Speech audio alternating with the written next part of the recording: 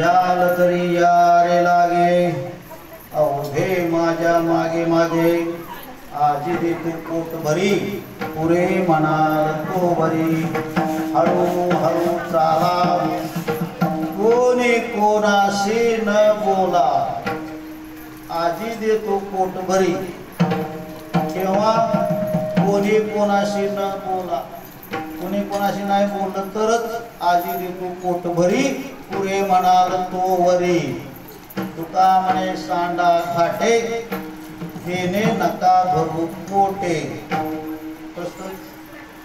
कीर्तन रूपी सेवेसाठी घेतलेला अभंग जगद्गुरु जगद्वंदनीय श्रीमंत तुकाराम महाराज यांचा कार्याच्या प्रकरणातील 4 चरणाचा सर्वांच्या परिचयाचा बऱ्याच वेळेला या अभंगावरती सगळ्यांनी कीर्तन ऐकलेलं असल्यामुळं सर्वांच्या परिचयाचा असा हा अभंग आपण घेतलेला आहे।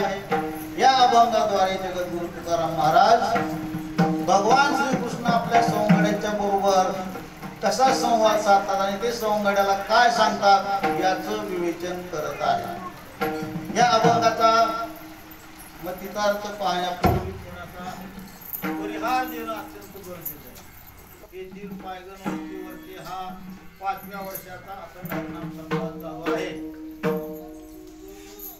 परमेश्वराची म्हणजे विठ्ठल रुक्मिणीची मूर्ती आणि हनुमंताची मूर्ती आपल्या सर्वांच्या आशीर्वादानं सर्वांच्या नशिबानं या ठिकाणी येऊन बसलेली आहे। आपली वाट बघत आपल्या दर्शनासाठी आतुर आहे असं म्हणायला काही हरकत नाही। आणि अशा या वस्तीमध्ये हा 5व्या वर्षाचा अत्यंत देखणा अशा प्रकारचा कार्यक्रम या ठिकाणी आपण सादर करतो आहे। म्हणजे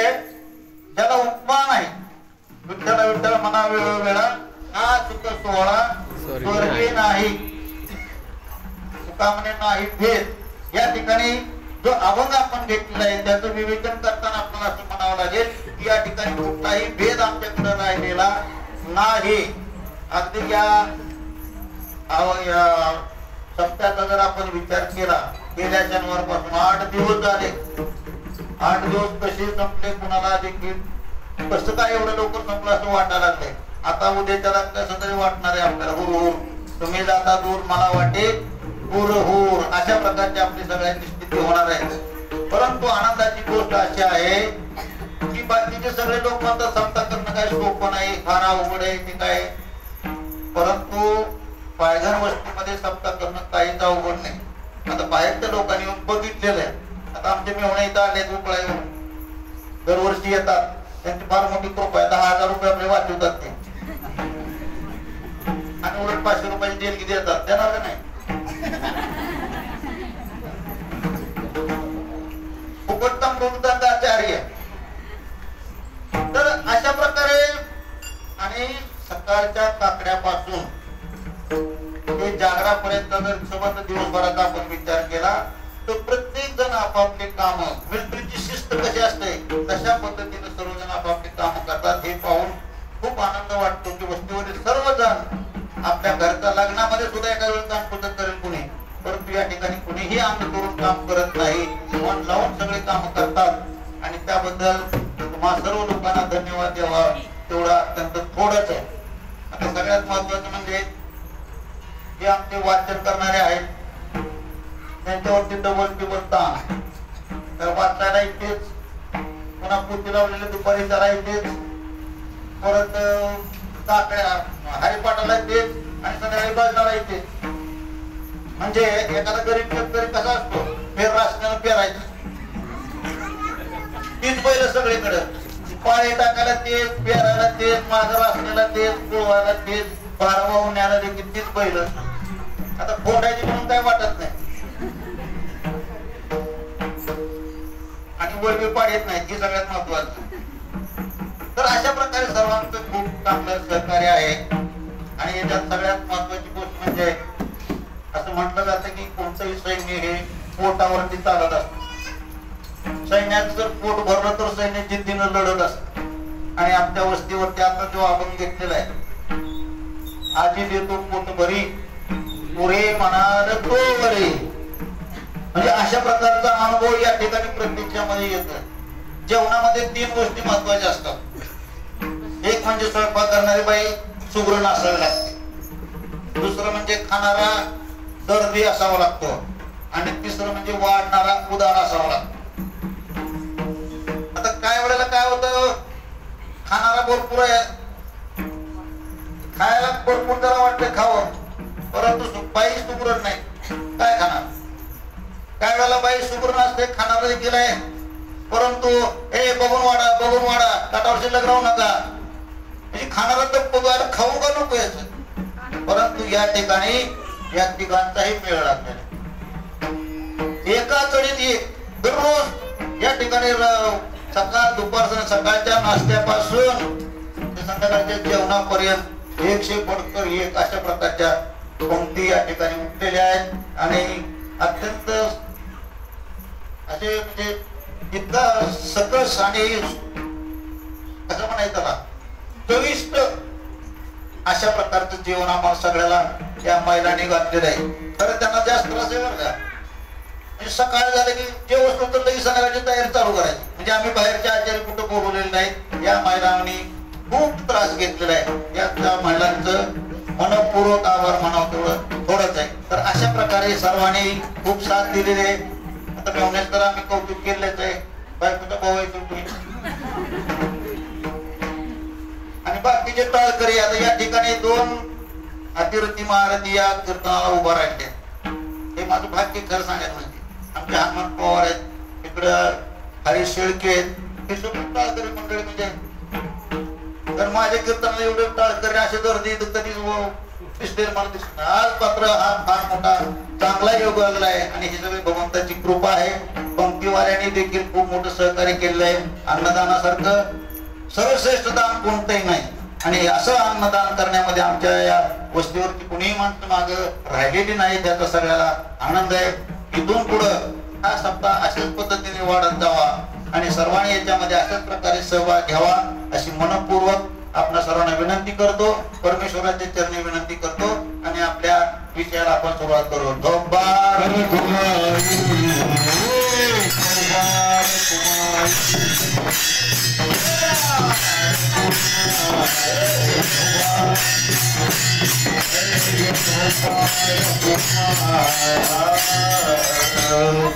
याल तरी यारे लागे अवघे माझ्या मागे मागे आजी देतो पोट भरी पुरे म्हणाल तो वरी. आता या अभंगाचा जर सरळ सरळ अर्थ आपण बघितला तर भगवान या ठिकाणी त्यांच्या सवंगड्या बरोबर जर तरची भाषा करतात. याल तरी यारे लागे अवघे माझ्या मागे मागे. याल तरी जर यायचं असेल तर या. आणि कसं याल तरी यारे लागे. लागे म्हणले, लागे म्हणजे लागून, असं दुरून नमस्कार करून नाही. यायचं असेल तर जवळ राहा, लागून राहा म्हणजे चिटकून राहा. म्हणजे दूर राहून जर तुम्ही चालला तर तुम्हाला काहीही मिळणार नाही. परंतु जर तुम्ही माझ्या बरोबर चिटकून राहिला, माझी भक्ती केली आणि माझ्या प्रकारचं जर तुम्ही वर्तन केलं, मी सांगत तशा पद्धतीने जर तुम्ही वर्तन केलं, भक्तीमध्ये लीन राहिला, तर तुम्हाला काहीही विवंचना करायचं कारण नाही. म्हणजे संतांमध्ये आणि भगवंतामध्ये फार मोठा फरक आहे. तो म्हणतो यायचं असेल तर या, परंतु संत काय म्हणतात, यारे यारे लाना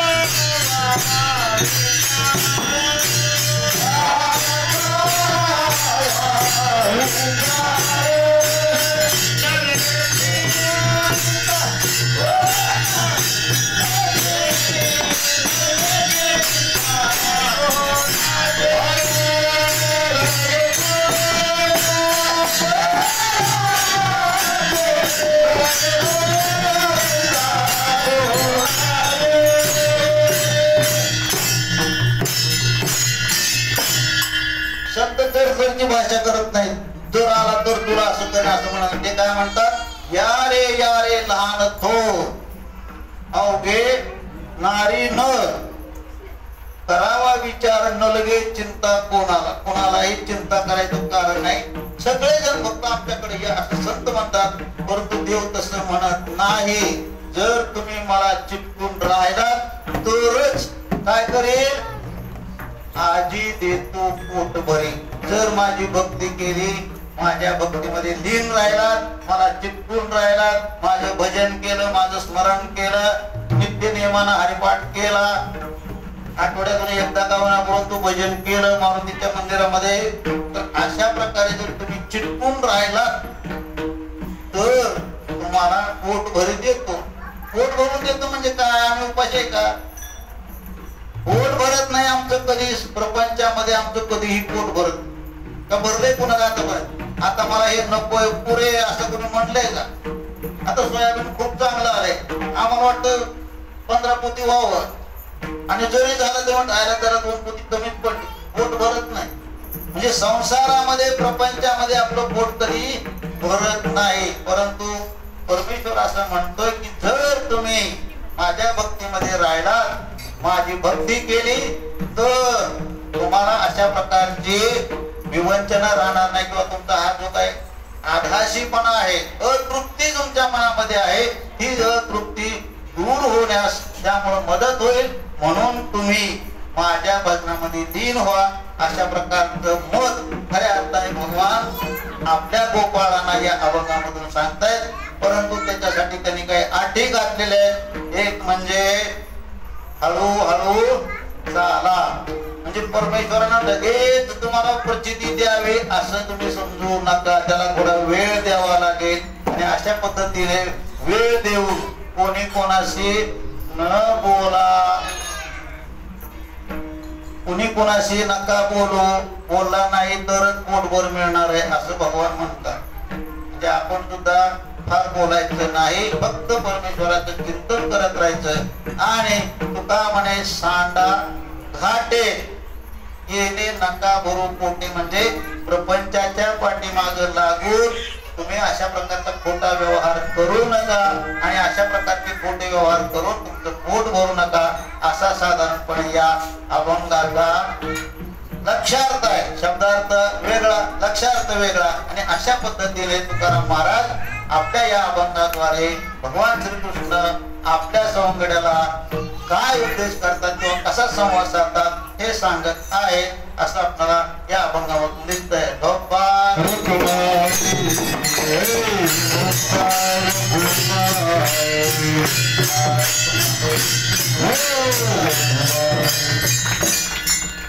आता आजचं कीर्तन म्हणजे सगळ्याला माहित आहे कशाचं कीर्तन आहे, काल्याचं कीर्तन आहे.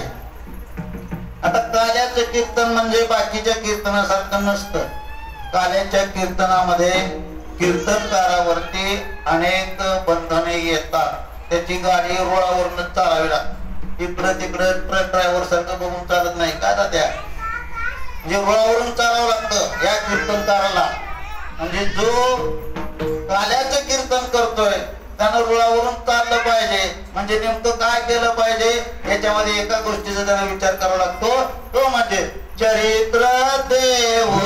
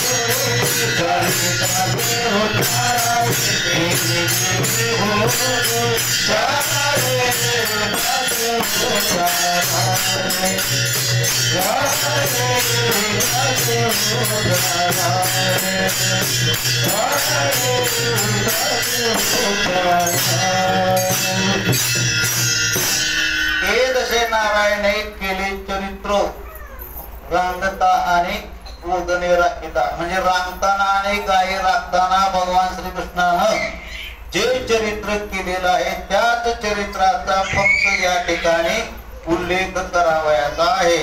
भगवान श्रीकृष्णाचा फक्त या ठिकाणी विचार करायचा, बाकीचा विचार करायचा नाही. बाकीचे कीर्तनकार काही म्हणू शकतात, परंतु त्यांनी सुद्धा काही मर्यादा पाळणं अत्यंत गरजेचं आहे. व मोकळे दिली म्हणून काही बोलत सुटायचं असं नाही. तर काय करायला पाहिजे त्यांनी सुद्धा भक्ती ज्ञाना व्यतिरिक्त इतर गोष्टी न कराव्या. प्रेमे प्रेमे वैराग्याच्या युक्ती विवराव्या, जेणेकरून श्रीहरीची मूर्ती अंतरे. आणि ही कीर्तन मर्यादा आहे संतांच्या घरची. सासू आली जावई गेला मग लेकीनं असं म्हणलं, हे कीर्तनामध्ये करून उपयोगाचं नाही. माणसं हसतील. कीर्तन हे मनोरंजनाचं साधन नाही. कीर्तनामध्ये जर मनोरंजन व्हायला लागलं तर तुमच्या उद्धाराचं साधन काय राहिलं? आता मनोरंजन प्रत्येकाच्या खिशात आहे, त्यामुळे कीर्तनदाराकडून मनोरंजनाची अपेक्षा करणं अत्यंत चुकीचं आहे. म्हणून कीर्तनकाराने काही मर्यादा पाळणं अत्यंत गरजेचं आहे. या ठिकाणी कालेच्या कीर्तनामध्ये भगवान श्रीकृष्णाने रांगत असताना आणि गोधणे राखत असताना जे चरित्र केलेलं आहे त्याचाच फक्त विचार करायचा.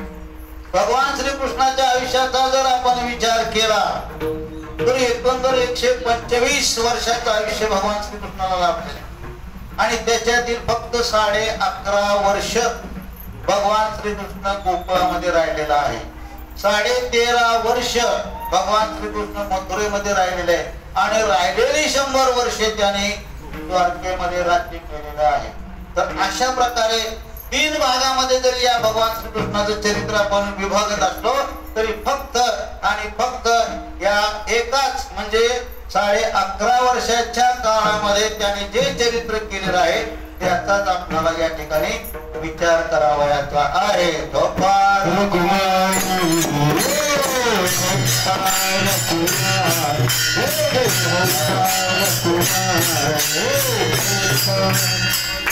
आता काल्याचं कीर्तन आहे.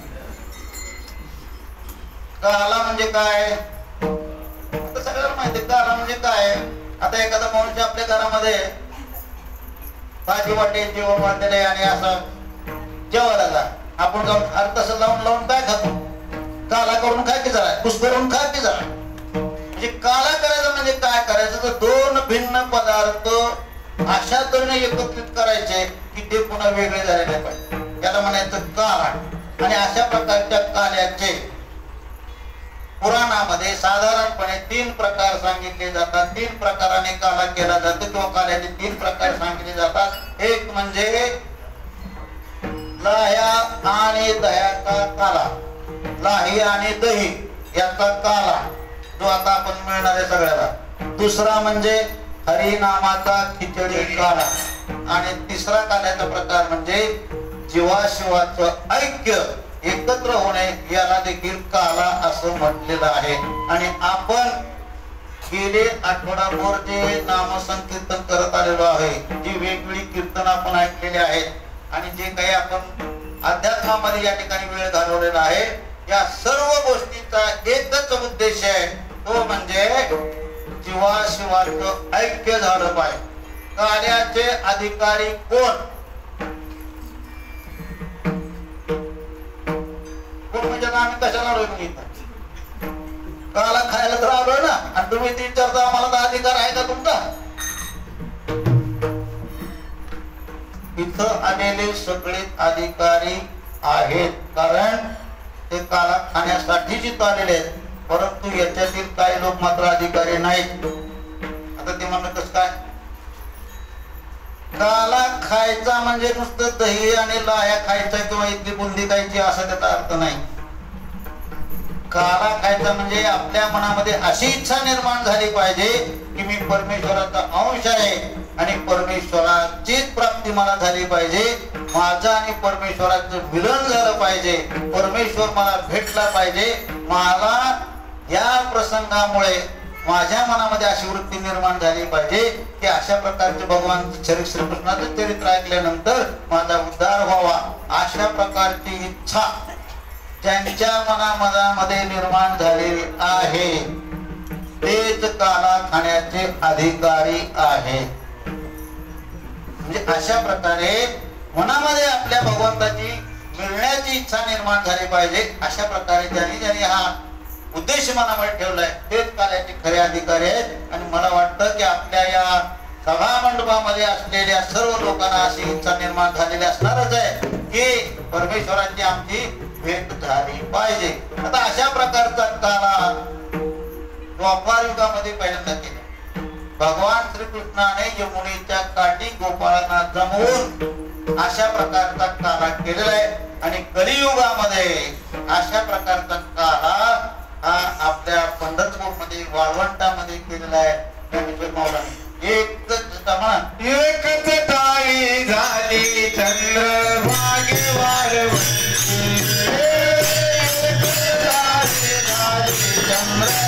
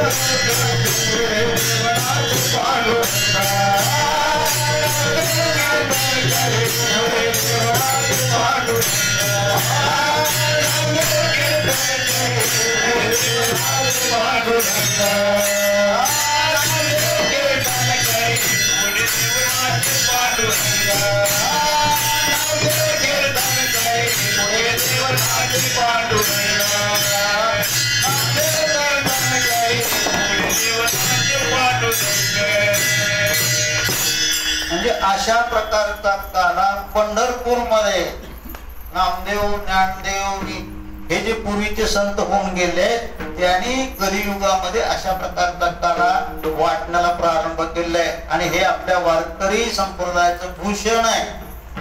काला दुसऱ्या कुठल्याही संप्रदायामध्ये केला जात नाही. काला म्हणजे झाला की पुन्हा म्हणायचं का आला, काला झाल्यावर काय म्हणायचं काला.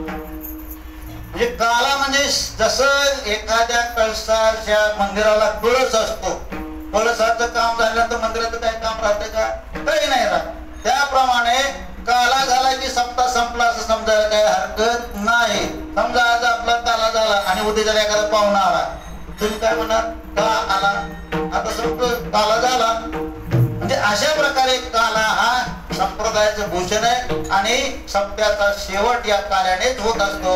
आणि म्हणून आपल्या या संप्रदायामध्ये कितीही दिवसाचा काला असू द्या, कितीही दिवसाचा काल करण्याची आपल्याकडे प्रथा आहे. आणि या कार्यामध्ये भगवान श्रीकृष्णानं जे काही चरित्र केलंय त्याचा विचार केला जातो.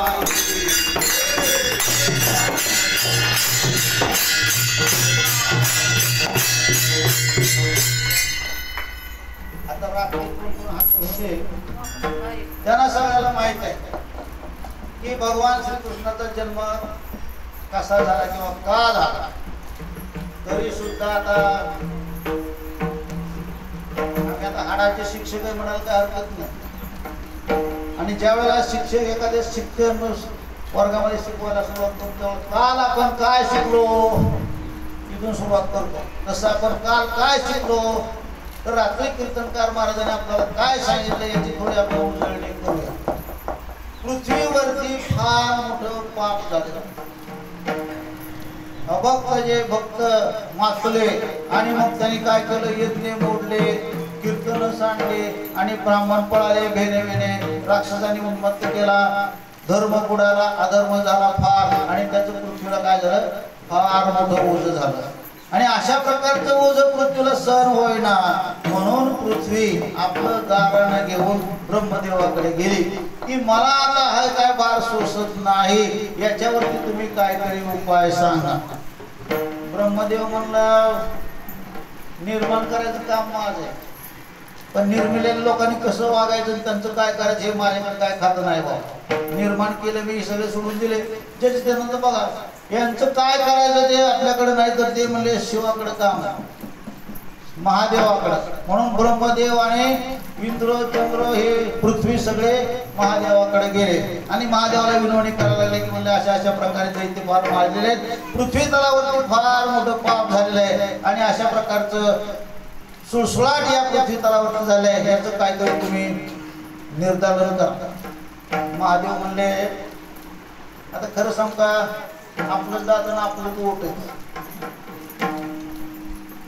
आता मीच वर दिल्यामुळे हे सगळे माजलेले हे राक्षस जे आहे हे माझ्या भोळेपणाचा फायदा घेऊन हे सगळे माताळलेले आहेत आणि त्यांचं निर्धारण करणं काय मला कारण मीच वर दिला ना त्यांना आणि त्याच्यामुळं हे काही काम माझ्याकडे सुद्धा नाही. आपण काय करू म्हणले विष्णू पुढे जाऊ म्हणजे तो मात्र याच्यावरती काहीतरी उपाय करेल आणि मग सगळे जण मिळून ईश्वर या विष्णूकडे गेलेत वैकुंठाला गेलेत आणि त्या ठिकाणी जाऊन त्या विष्णू भगवानाची प्रार्थना करू लागलेली आहे.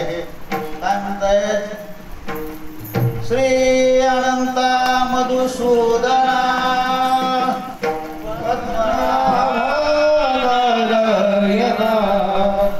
जगव्यापक जीवना आनंद घना विनाश सकळ देवा देवा प्रवाळवादी केशवा महानंदा सहजरूपा. अशा पद्धतीने केली नाही बरं प्रार्थना. त्याने अत्यंत कळकळीनं हात जोडून विनवण्या करून म्हणजे दातीतून धरून त्या भगवानाची प्रार्थना केली आणि त्यांना सांगितले बाबा तुम्ही काहीतरी करा. भगवंताला त्याची दया आली कारण ज्या ज्या वेळेला आपण देवाला हाक मारतो आर्ततेने आर्थ पाहिजे आणि अशा प्रकारे ज्या वेळेला हाक मारतो त्यावेळेला भगवान आपल्या मदतीला धावून येतो. त्यांनी सांगितलं काही काळजी करू नका. सकाळना सांगितलं तुम्ही आपल्या घराला जावा आम्ही आता काय करायचं बघतो. आम्ही अवतार घेतो आकाशाची वाणी तशी झाली आणि भगवान आता अवतार घेतील आणि ह्या तुमच्या सगळ्या दुःखाचं निवारण करतील. अशा प्रकारची आकाशवाणी झाल्यानंतर सगळे देव आपल्या ठिकाणी निघून गेले आणि मग भगवंताने अवतार घ्यायचा ठरवला. आता म्हणजे खाली जायचं आपल्याला पृथ्वी तलावरती पण मला करमत नाही म्हणून ही सगळी सोसायटी निर्माण केले आणि आता एकटा मी जाऊन काय करू तिथे बाकी तुम्ही चला म्हणले माझ्या बरोबर. मग ते म्हणजे कुणा कुणाला बोलवलं त्याने त्याच्यावरती झोपले शेषनारायण त्याला म्हणले चला आता आपल्याला अवतार घ्यायचा आहे. त्यानं हात जोडले बाबा ठीक काय असेल तुमचं तुम्ही बघा आम्हाला काय तुमच्या बरोबर अवतार घ्यायचं नको. आम्ही काय झालं आम्ही बघितले म्हणजे राम अवतारामध्ये काय आम्हाला त्रास झाला ते आम्हाला माहिती. 14 वर्ष म्हणजे उपाशी मारलं आणि आता पुन्हा माझा अवतार घ्यायचा हे काय कसं तुमचं बघावं म्हणजे मला काय.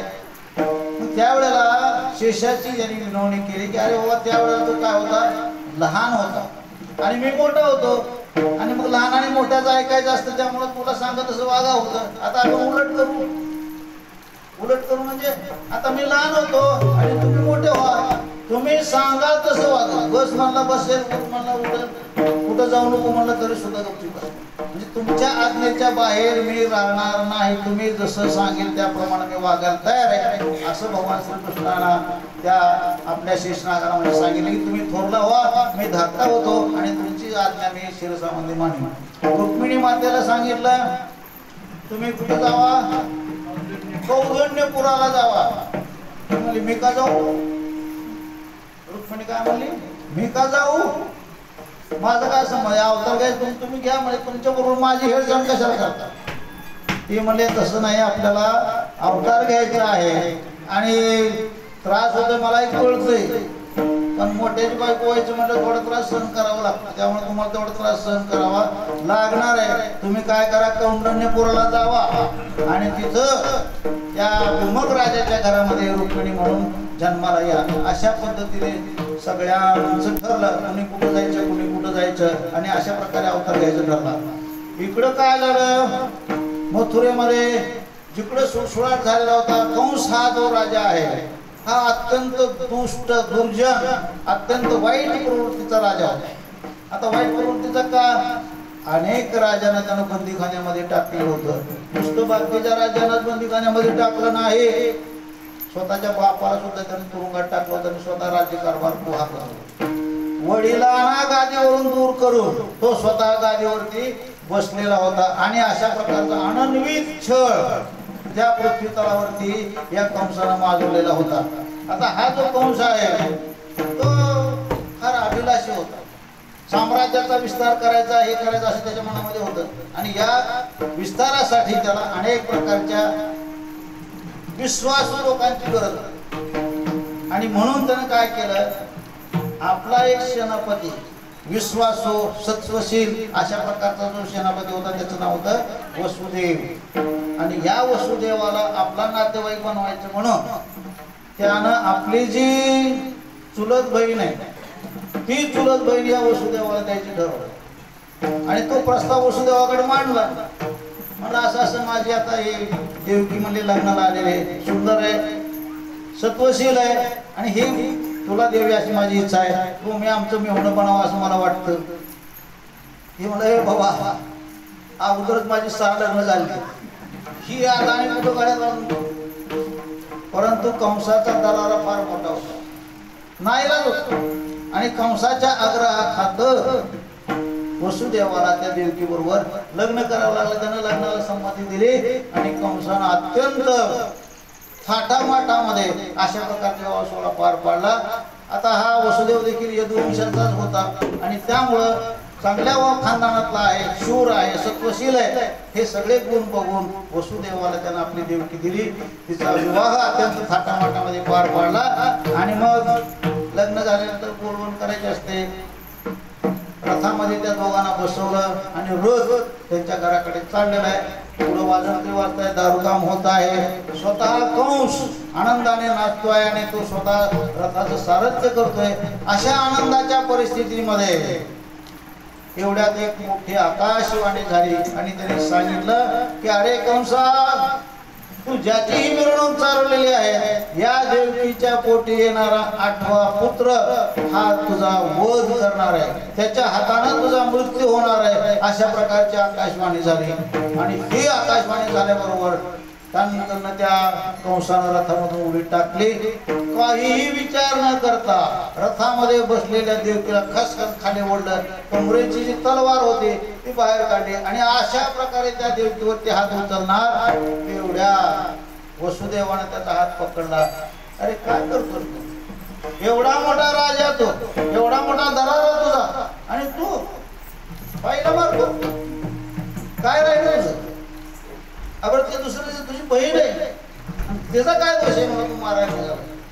हिच्या पोटी येणारा 8वा पुत्र तुला मारणार आहे म्हणला. ही तर मारणार नाही ना स्वतः, मग हे मारणार नसताना तू तिला मारायचं काय कारण? तिला जे जे काही मुलं होती ती सगळी तुझ्या हवाले आम्ही करून टाकू आणि तुला त्यांचं काय करायचं कर, पण हिला काय तू मारू नकोस. अशा प्रकारचं मत त्याचं परिवर्तन केल्यानंतर कंस म्हणला, तुम्ही कशावरून घ्यायचं माझ्याकडे बोला.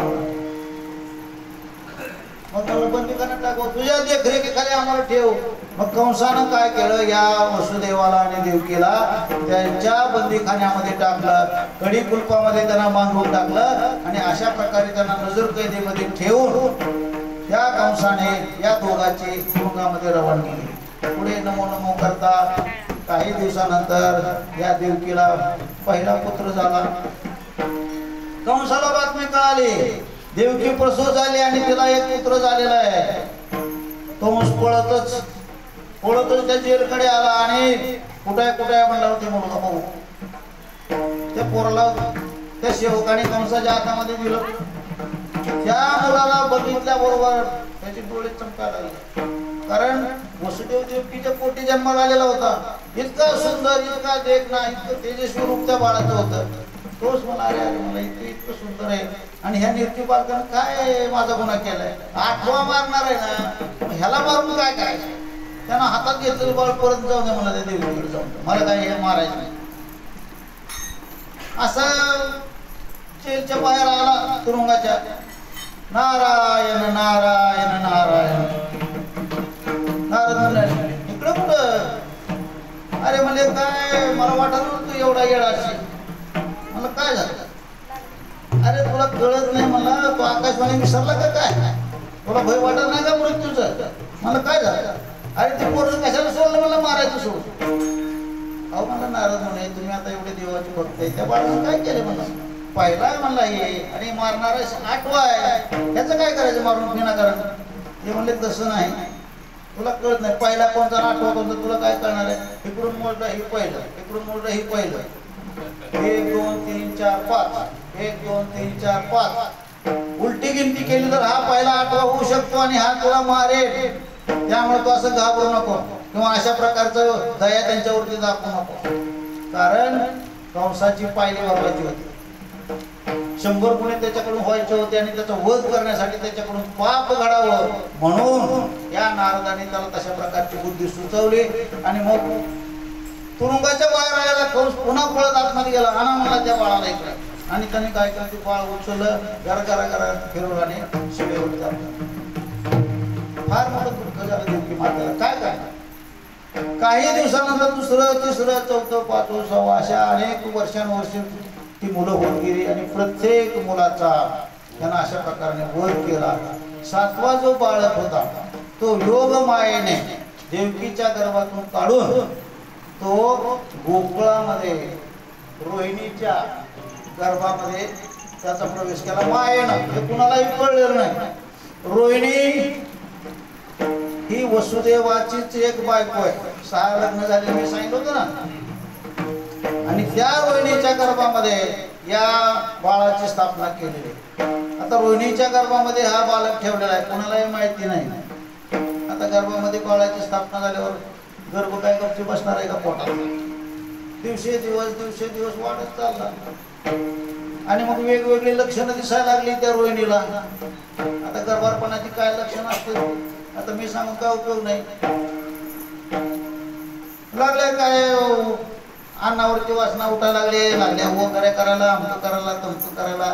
पोटामध्ये थोडी सुधारणा झाल्यासारखी दिसायला लागली, थोडी टवटवीत दिसायला लागले. सगळ्याला तो आश्चर्य वाटायला लागलं. रोहिणीच्या पोटामध्ये खड्डाच पडला.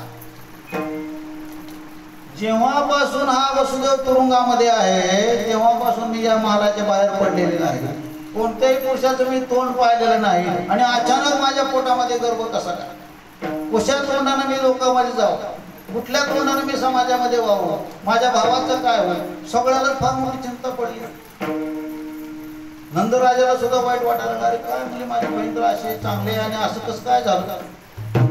तिनं निर्धार केला की म्हणजे आता मला जगायचं नाही, मला आता जिवंत राहायचं नाही. म्हणजे हे सगळ्या कुळाला काळेमा फासलेला आहे, माझ्या कुळाला देखील काळेमा फासलेला आहे, माझ्या तोंडाला देखील काळं फासलेलं आहे. मला आता जगण्याचा अधिकार राहिलेला आहे, आता मला मरायचं. आणि अशा पद्धतीने मग सगळ्याला वाटलं बरं आता काय म्हणते तर सर्वांनी त्या यमुनेच्या काठावरती तिचं सरोवर केलं आणि ती त्या सरणाच्या भोवती प्रदक्षिणा घालायला लागले. आणि आता ती सरणावरती बसणार.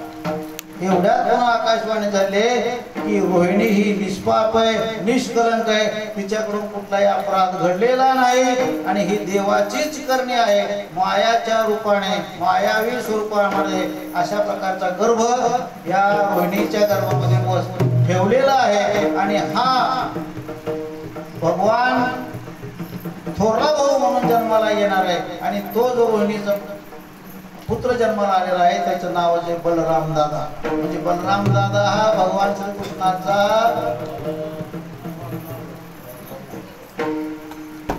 कसला भाऊ. आता सौतीच्या पोटाला जन्माला तुला भाऊ असतो.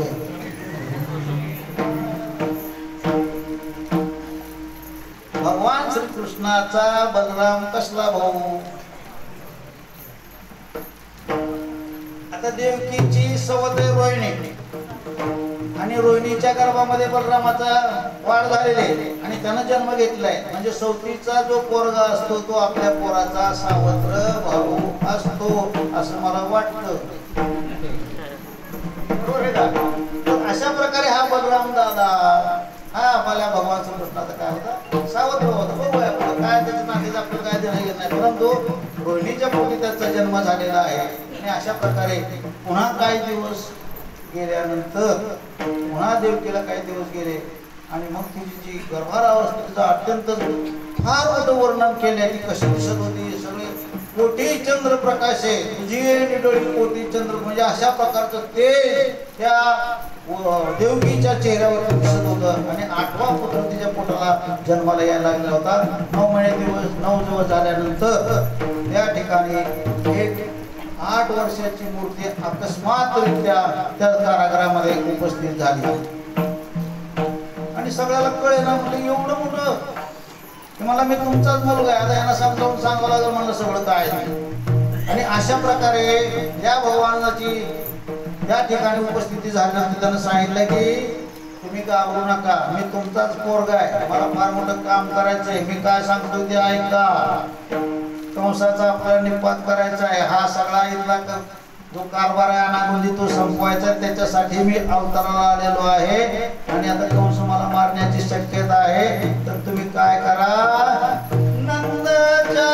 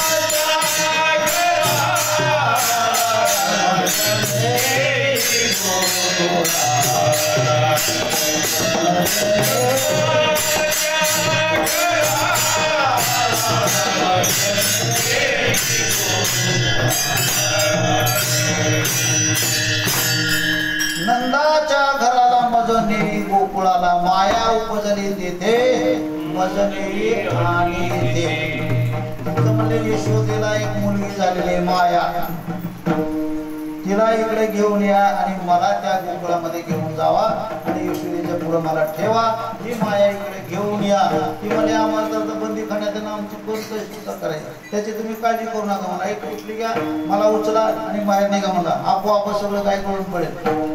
ज्या वेळेला वसुदेवाने भगवान श्रीकृष्णाला एका टोपलीमध्ये ठेवले, त्याला स्पर्श केल्याबरोबर सगळे तुरुंगाचे दार उघडले गेले, सगळ्या बंदीखान्यातून त्यांच्या मोकळं झालेलं आहे. आणि मग लपवा लपवा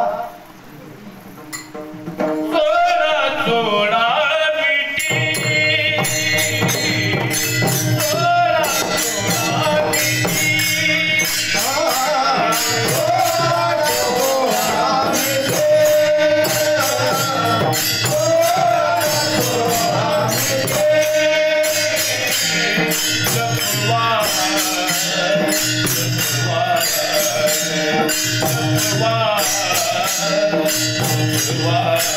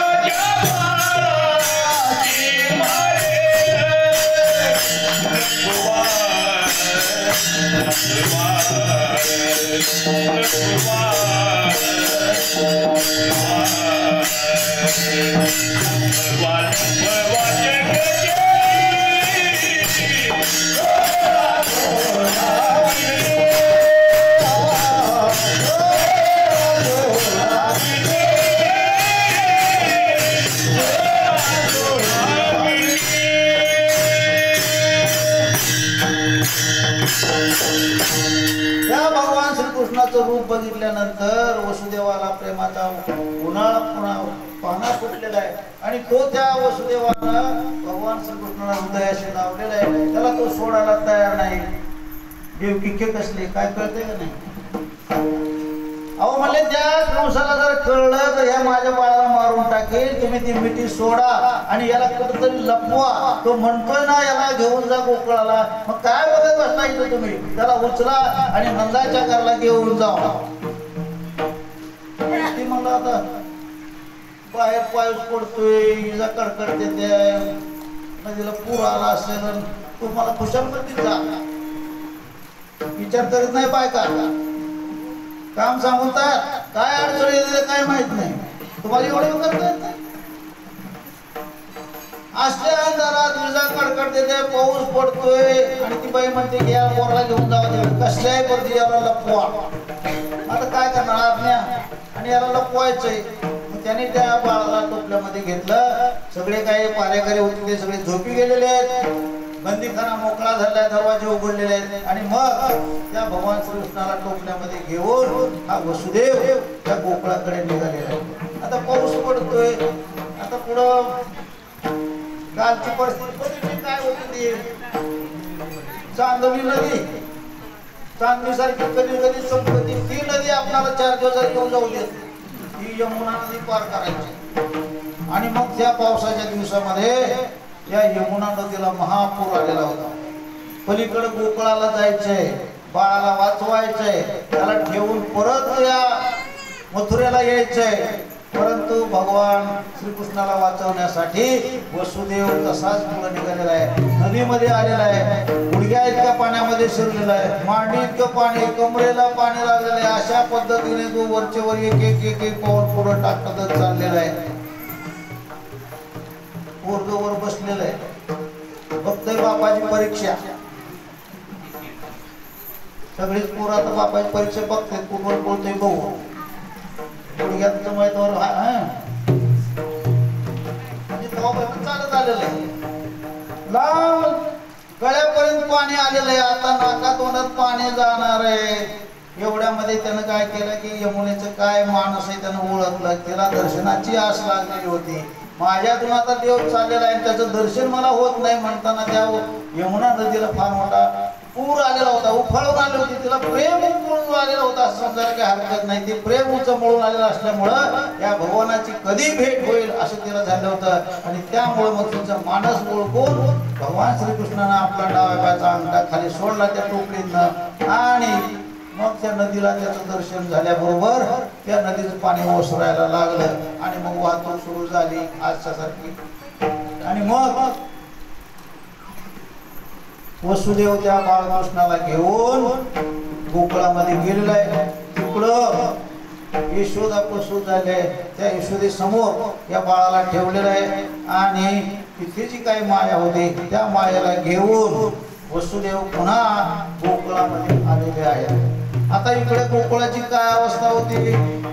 नंदराजा जो होता हा देखील अत्यंत सत्वशील, परंतु 60-65 वर्षाचं वय झालं तरी पोराचा पत्ता नाही. अशा प्रकारची स्थिती होती त्याची आणि अशा पद्धतीने त्याचं म्हातारपण जवळजवळ आलेलं होतं. अशा वेळेला त्याला अशा प्रकारचं अपत्य झालं होतं.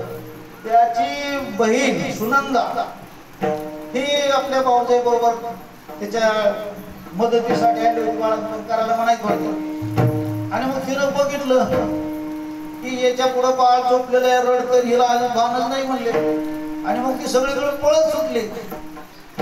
गवळण